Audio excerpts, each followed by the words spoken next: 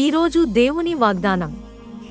యోహాను సువార్త 12వ అధ్యాయము. కాబట్టి యూదులలో సామాన్య జనులు ఆయన అక్కడ ఉన్నాడని తెలుసుకొని యేసును చూచుటకు మాత్రమే గాక మృతులలో నుండి ఆయన లేపిన లాజరును కూడా చూడవచ్చిరి.